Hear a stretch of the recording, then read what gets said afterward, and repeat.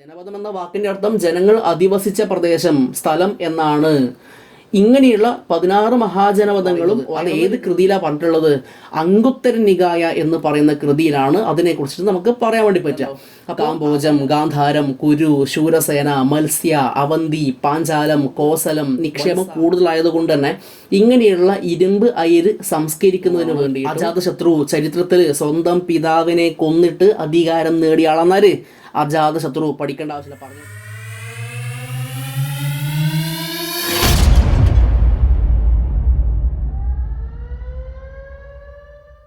അപ്പോൾ നമ്മൾ കഴിഞ്ഞ ക്ലാസ്സിൽ എന്താണ് ബുദ്ധമതം എന്നൊക്കെ എന്ത് ചെയ്തിട്ടുണ്ട്, പഠിച്ചു വെച്ചിട്ടുണ്ട് അല്ലേ. നമ്മൾ ഇന്ന് നോക്കാൻ വേണ്ടി പോകുന്നത് അതിൻ്റെ ബാക്കിയുള്ള കാര്യങ്ങളാണ്. മഹാജനപദങ്ങൾ നമ്മൾ 8ാം ക്ലാസ്സിൽ ഓൾറെഡി പഠിച്ച കാര്യം തന്നെയാണ് മക്കളെ, മഹാജനപദങ്ങൾ അല്ലേ.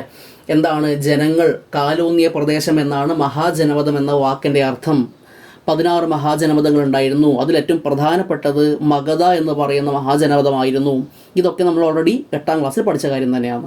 അപ്പോൾ ഇനി നമ്മൾ ഇവിടെ പഠിക്കാൻ വേണ്ടി പോകുന്നത് കുറച്ചുകൂടി ഡീപ്പായിട്ടുള്ള കാര്യമാണ് മക്കളെ. നോക്കുക, ഏറ്റവും ആദ്യം തന്നെ കുറച്ച് വിവരണങ്ങൾ എന്ത് ചെയ്തിട്ടുണ്ട്, ഇവിടെ കൊടുത്തിട്ടുണ്ട് അല്ലേ. ബുദ്ധകൃതിയായിട്ടുള്ള ദിഘനികായ എന്ന് പറയുന്ന കൃതിയിൽ നിന്നുമാണ് ഈ ഒരു വിവരണം എടുത്തിട്ടുള്ളത്. അപ്പോൾ നിങ്ങളിത് പഠിക്കണം വെച്ചിട്ടുണ്ടെങ്കിൽ ഈ കൃതിയുടെ പേര് പഠിക്കണം, ദിഘനികായ. അതൊരു ബുദ്ധകൃതിയാണെന്നുള്ള കാര്യം മനസ്സിലാക്കി വെക്കുക. പ്രധാനമായിട്ടും വജ്ജി എന്ന് പറയുന്ന മഹാജനപദത്തെ കുറിച്ചിട്ടാണ് അതിൽ പറഞ്ഞിട്ടുള്ളതെന്നുള്ള കാര്യം കൂടി മനസ്സിലാക്കി വെക്കുക. ഓക്കെ അല്ലേ. ഇനി ബേസ് നോക്കിയേ, ജനപദം എത്ര മഹാജനപദങ്ങളുണ്ട്? 16 മഹാജനപദങ്ങളുണ്ട്. എടാ, മഹാജനപദം എന്ന് പറഞ്ഞാൽ എന്താണ്? രാഷ്ട്രങ്ങളാണ്, കുഞ്ഞി രാജ്യങ്ങളാണെന്ന് മഹാജനപദങ്ങൾ എന്ന പേരിൽ അറിയപ്പെടുന്നത്. ഓക്കെ, അത് എത്ര എണ്ണം ഉണ്ടായിരുന്നു? 16 ഉണ്ടായിരുന്നു എന്നുള്ള കാര്യം മനസ്സിലാക്കി വെക്കുക. ജനപദം എന്ന വാക്കിൻ്റെ അർത്ഥം ജനങ്ങൾ അധിവസിച്ച പ്രദേശം, സ്ഥലം എന്നാണ്. ഇങ്ങനെയുള്ള 16 മഹാജനപദങ്ങളും ഉയർന്നു വരുന്നത് BC 6ാം നൂറ്റാണ്ടിലാണ് എന്നുള്ള കാര്യം കൂടി എന്ത് ചെയ്യണം, നിങ്ങളുടെ മനസ്സിൽ ഉണ്ടാവണം. ഓക്കെ അല്ലേ. ഇതാണ് അതിൻ്റെ ബേസ് എന്ന് പറയുന്നത്.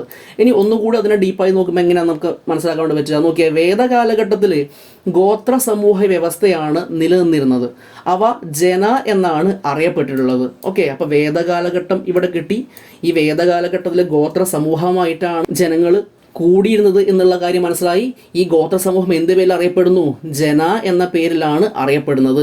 ഗോത്ര സമൂഹം ആദ്യകാലങ്ങളിലൊന്നും സ്ഥിരവാസം ആരംഭിച്ചിരുന്നില്ല. പക്ഷെ പിന്നീട് കൃഷി വ്യാപകമായതോട് കൂടിയിട്ട് ഇവർ സ്ഥിരവാസം ആരംഭിക്കാൻ വേണ്ടി തുടങ്ങി. അങ്ങനെ സ്ഥിരവാസം ആരംഭിച്ചോട് കൂടിയിട്ട് അവ എന്ത് പേരിൽ അറിയപ്പെടാൻ വേണ്ടി തുടങ്ങി? ജനപദം എന്ന പേരിൽ അറിയപ്പെടാൻ വേണ്ടി തുടങ്ങി എന്നാണ് പറയുന്നത്. ഇത്ര പോലെ ക്ലിയർ അല്ലേ? യെസ്. ഇനി കൃഷിയോടും മണ്ണിനോടുമുള്ള ഇഴപിരിയാത്ത ബന്ധം ഇക്കാലത്ത് വളർന്നു വന്നു. മാത്രമല്ല ഇത് അവരവരുടെ പ്രദേശം എന്ന കാഴ്ചപ്പാട് രൂപപ്പെടുത്തി. ഇങ്ങനെയാണ് രാഷ്ട്ര രൂപീകരണം യാഥാർത്ഥ്യമായി തീർന്നത് എന്നാണ് പറയുന്നത്. അത് ഏത് കൃതിയിലാണ് പറഞ്ഞിട്ടുള്ളത്? അംഗുത്തര നികായ എന്ന് പറയുന്ന കൃതിയിലാണ് അതിനെക്കുറിച്ചിട്ട് നമുക്ക് പറയാൻ വേണ്ടി പറ്റുക. അപ്പോൾ അവരവരുടെ പ്രദേശം എന്നുള്ള ആ ഒരു കൺസെപ്റ്റ് എന്തിലേക്ക് വഴി ചേർന്നു? രാഷ്ട്ര രൂപീകരണത്തിലേക്ക് വഴിമാറി എന്നാണ് പറഞ്ഞത്. ശേഷം എന്തുണ്ടായി? 16 രാഷ്ട്രങ്ങൾ ഉണ്ടായി, അല്ലെങ്കിൽ മഹാജനപദങ്ങൾ ഉണ്ടായി. ഈ 16 മഹാജനപദങ്ങളെ കുറിച്ചിട്ട് പരാമർശിക്കുന്ന ബുദ്ധകൃതിയാണ് ഏത് മക്കളെ? അംഗുത്തര നികായ എന്ന് പറയുന്ന ബുദ്ധകൃതി. ക്ലിയർ ആയില്ലേ? അപ്പോൾ ഏതൊക്കെയാണ് 16 മഹാജനപദങ്ങൾ എന്നുള്ള കാര്യമാണ് പിന്നീട് നമുക്ക് പഠിക്കാനുള്ളത്. ഏതൊക്കെയാണ് 16 മഹാജനപദങ്ങൾ? നോക്കി ഇവിടെയൊക്കെ കാണാൻ പറ്റുന്നുണ്ടല്ലോ. കാംബോജം, ഗാന്ധാരം, കുരു, ശൂരസേന, മത്സ്യ, അവന്തി, പാഞ്ചാലം, കോസലം, വത്സ, ഛേദി, യശ്മകം, മല്ല, കാശി, മഗധ, വജ്ജി, യംഗം. ഇതൊക്കെ എന്താണ്? 16 മഹാജനപദങ്ങളാണ്. ഇതിലേറ്റവും പ്രധാനപ്പെട്ട മഹാജനപദമാണ് മക്കളെ ഏത്? ഇതാ ഈ കാണുന്ന സാധനം, മഗധ. കാണുന്നുണ്ടല്ലോ. ഇത് ഏത് സംസ്ഥാനത്താണ്? ഇന്നത്തെ ബീഹാറിലാണ് എന്നുള്ള കാര്യം കൂടി മനസ്സിലാക്കി വെക്കണം. ക്ലിയർ ആയില്ലേ? ഇനി നമ്മൾ പറയാൻ വേണ്ടി പോകുന്ന കാര്യങ്ങൾ മൊത്തം എന്തിനെ ബേസ് ചെയ്തിട്ടാണ്? ഈ മഗധനെ ബേസ് ചെയ്തിട്ടുള്ള കാര്യമാണെന്നുള്ള കാര്യമാണ് നിങ്ങൾ മനസ്സിലാക്കേണ്ടത്. ക്ലിയർ അല്ലേ? അപ്പോൾ ഈ 16 മഹാജനം എന്ത് ചെയ്യുക? പഠിച്ചൊന്ന് വെക്കണേ. അതിൽ എന്ത് മറന്നാലും ഏത് മറക്കാൻ വേണ്ടി പാടില്ല? മഗധേനെ മറക്കാൻ വേണ്ടി പാടില്ല. ഓക്കെ അല്ലേ? ഒരു 10 മഹാജനപദം എന്ത് ചെയ്യുക? ഒന്ന് ബൈഹാർട്ടേക്ക് ഒന്ന് പഠിച്ചു വെക്കുക. ഓക്കെ അല്ലേ?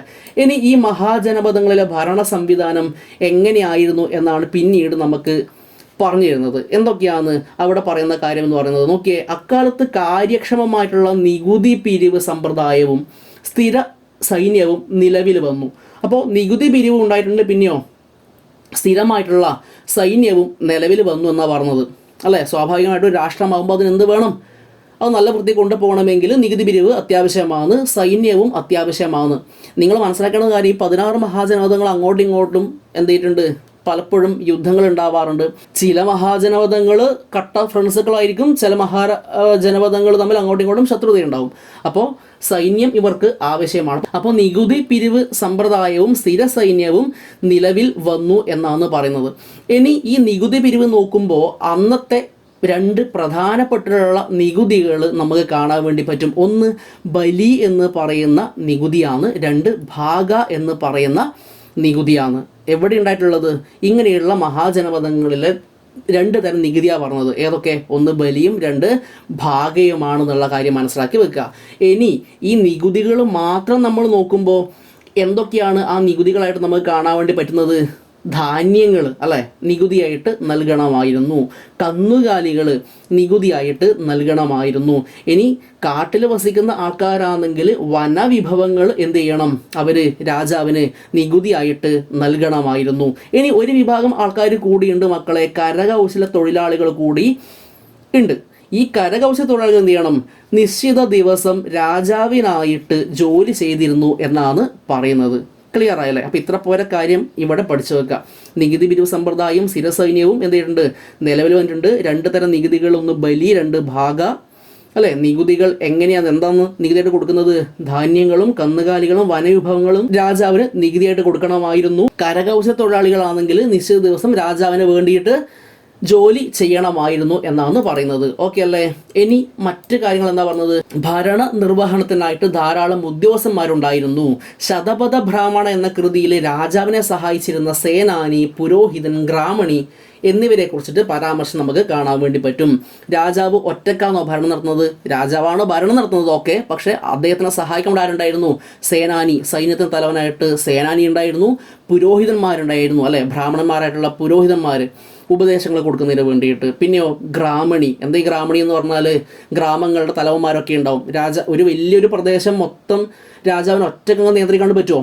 ഇല്ല. ഭരണസൗകര്യത്തിന് വേണ്ടിയിട്ട് രാജ്യത്തിന് വിവിധ ഭാഗങ്ങളാക്കി മാറ്റും. അപ്പം അങ്ങനെയുള്ള സ്ഥലത്തിൻ്റെ പ്രധാനിയായിരിക്കും ആര്?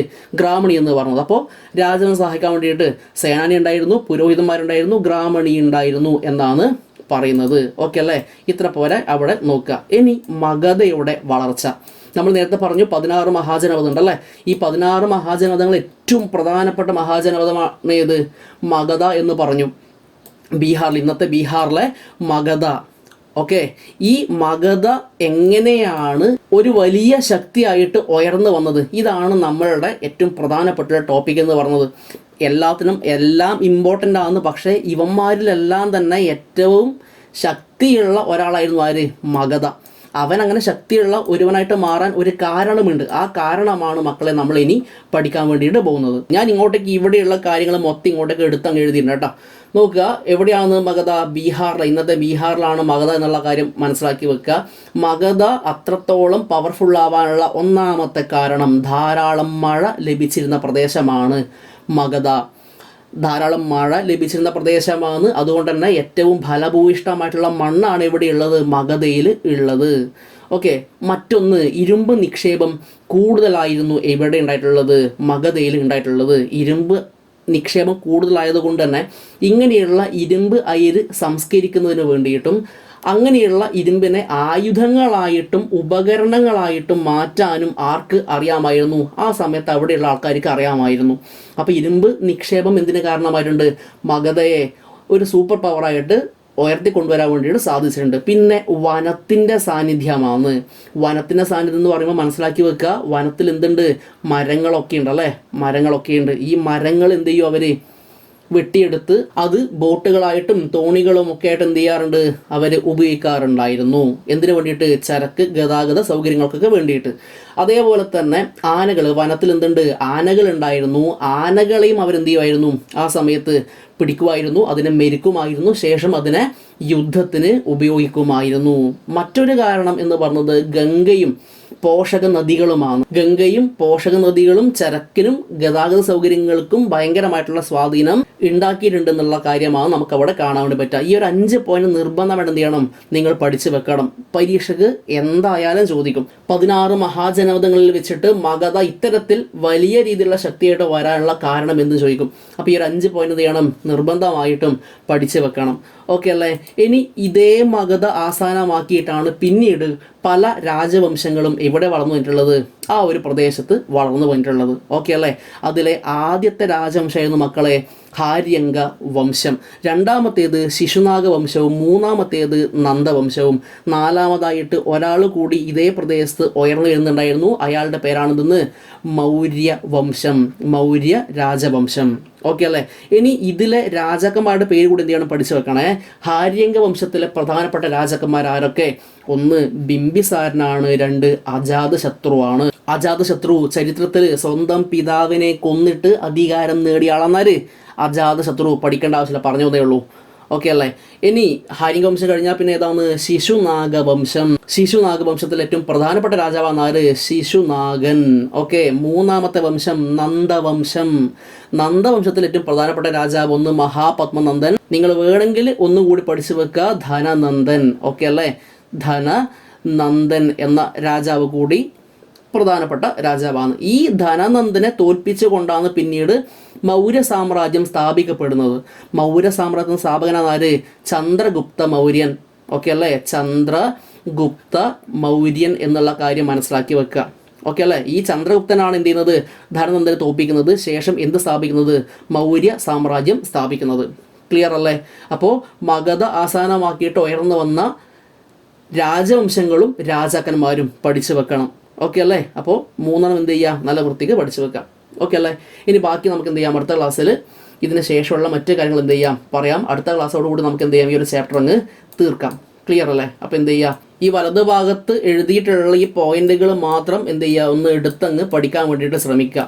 അപ്പോൾ എപ്പോഴും പറഞ്ഞതുപോലെ തന്നെ ക്ലാസ്സുകൾ ഉപകാരപ്പെട്ടു എന്ന് തോന്നുകയാണെങ്കിൽ സുഹൃത്തുക്കൾ എന്ത് ചെയ്യുക, ഒന്ന് ഷെയർ ചെയ്ത് കൊടുക്കുക. അതേപോലെ തന്നെ ചാനൽ സബ്സ്ക്രൈബ് ചെയ്യുന്ന കാര്യം എന്ത് ചെയ്യുക, ഒന്ന് കാര്യമായിട്ട് പരിഗണിക്കുക.